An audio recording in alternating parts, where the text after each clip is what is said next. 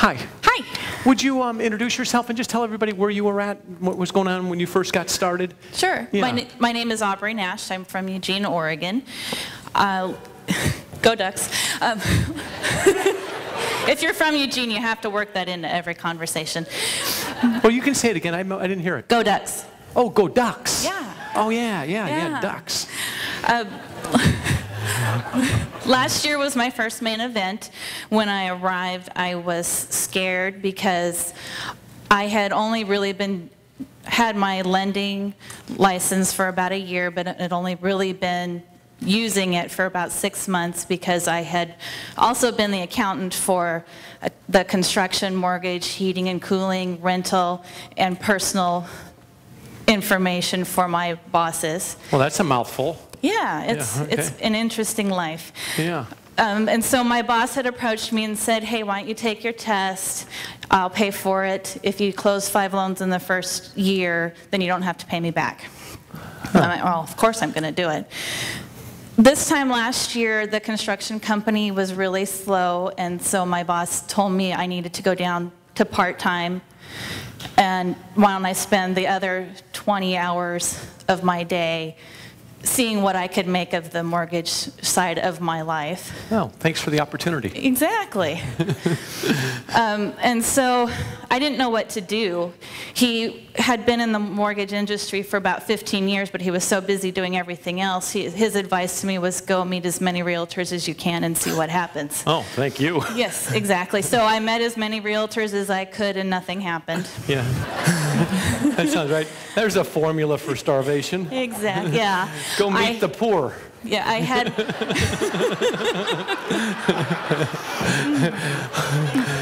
You know what I'm talking about. I do. When I arrived, I had one client. That was a former boss of mine who was an investor in Eugene, and I joke that he owns half the town. The other half is owned by just the regular public. I had done five loans before I arrived. 4 of them were for him. And I realized I couldn't have my career dependent on one person because I was running out of lenders who would do his loans because he had 50 mortgaged properties. And when I would call account executives to say, hey, can I send business your way? They, oh, sure, what's your scenario? And I said, well, he has 50 mortgaged properties, and they would think I was joking. So when I arrived, I was nervous and scared, but yet hopeful that I would be given some sort of direction on what to do so that I wasn't dependent on one person any longer. Oh, that's great. That's great. And has that happened for you? It has, because I've actually run out of lenders for this one person. I've called hundreds of account executives, hundreds of mortgage companies. He's maxed out at so many companies, even the ones where they say we can do as many loans as you want to do with us. They've told him he can't have any more.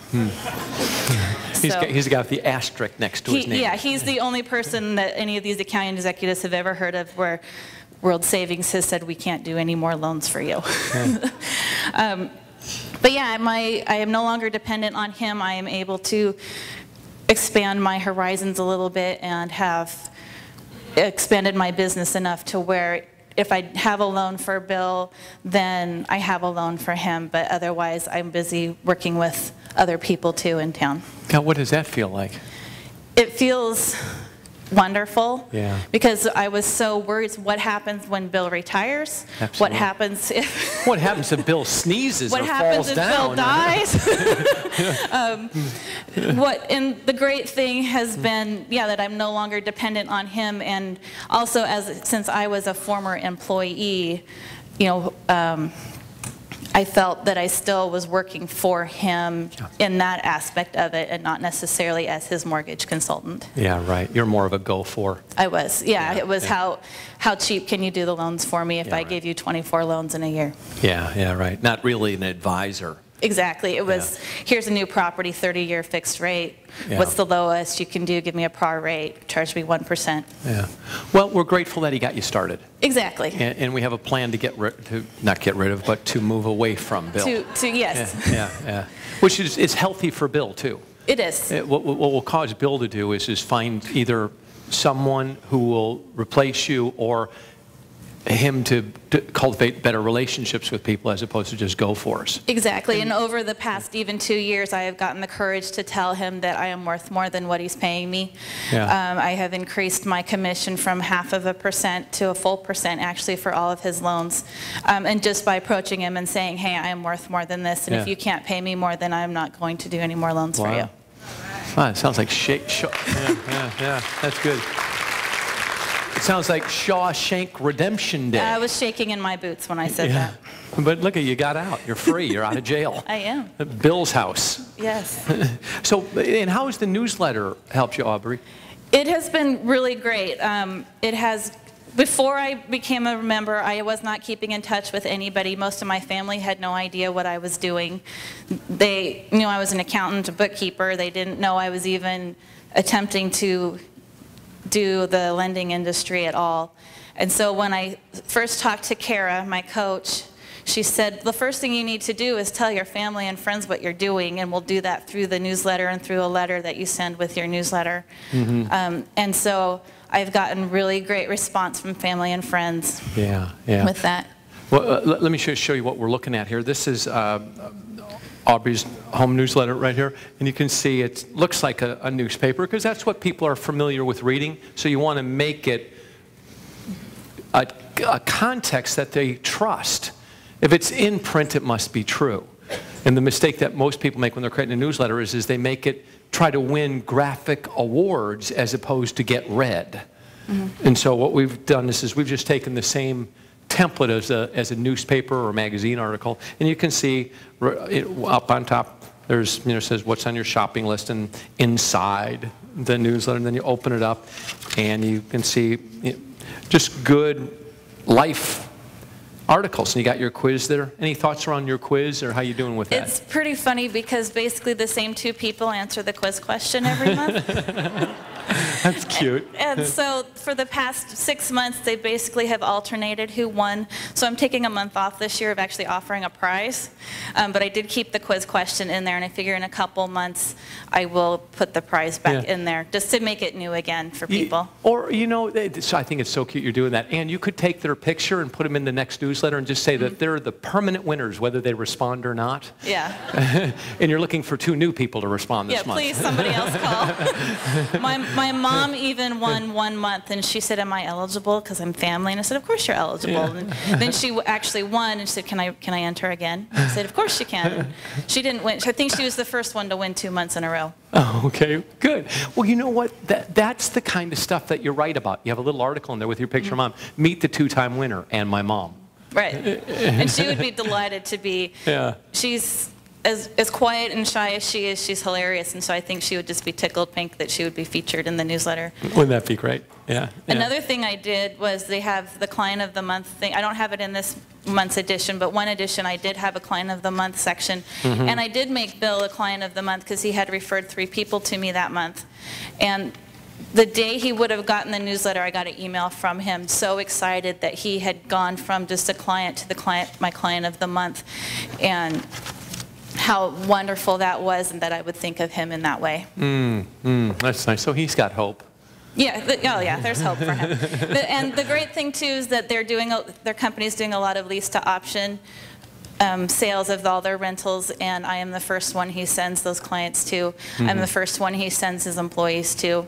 I've done a few loans for his employees to help them buy their first homes. How many newsletters do you show out, Aubrey? I send out about 100 newsletters every month. What's that cost you? It costs me $100. About $100, about $1 a newsletter? Including postage. Including postage and everything. And so do you, how do you get this together? Do you do it? How do you pull it all together? The first thing I do is I go on the member website and download the monthly newsletter. And all of the things that need changed are in red when you first download it. So I just go in and change my name and change the website names and the phone numbers and my address.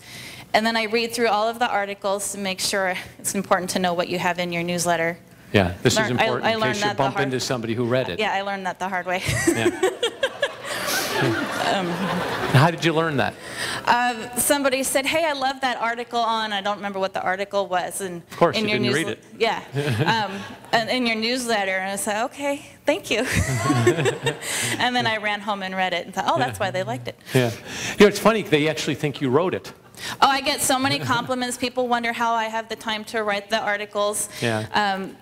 Where I get my information. Yeah. I've had people offer to write articles for me who work for the city of Eugene. Yeah. Who they said if you are ever wanting, I can write an article for you. Beautiful. What do you tell them when they say, where do you get the time to write it? I actually am honest with them and tell them that I have help writing it through the community that I belong to. That's a nice answer. Yeah. Good. What else can we know about the newsletters that would help people who are thinking about it? Because it's 8 pages. So you got 8 pages, 4 pieces of paper, 2-sided, stapled. In this case, or you can go with the 2 11 by 17s as a newsletter. Looks like that. Looks like a little newspaper. It has long shelf life. You know, it's one of those things that you'll find sitting in the reading room. I actually have one of our private money lenders in town. He told me he reads it when he goes to bed at night. When he goes to bed at night. And my aunt says she takes it to lodge with her and shares it with all of her friends. Yeah. And actually, the biggest story I have with my newsletter is that soon after I sent the first issue, well, when I was here at the main event last year, I had finished closing up the loan from a client that I was more than happy to never see again. And she had been calling our owner, asking questions and stuff because I was here and driving him nuts too. But I did include her on my newsletter list, and a few months later she called me and said, I got your newsletter. It's good to see that you're still in business. That's just the type of client she is. And she said, I'm looking to buy an investment property. Do you do those? And I'm thinking, well, yeah, I've done about 20 of them for one person. Is his name Bill? His name would be Bill. And so, yes, I have some experience with that. So we closed another loan with her, and on Friday I'm meeting with her to do a third loan for another investment property. Yeah. Yeah. You know what I've noticed is that you have the capacity to kind of go deep with each one of the people that you're working with. I mean, everyone you talk about, and they referred me, and they referred me. You know, so that's kind of cool. It is, and a lot of people tell me that I just have a trusting face, and so they are more than happy. I have an easy time getting to people's 5, 6, and 7s for some reason, and so I can. And I always ask them, can I send out a monthly newsletter. Do you mind if I send it to you? And I've only had one person who, after they got it, said, remove me from your list. Yeah, yeah. Was that Bill? It was not Bill, thank goodness. No.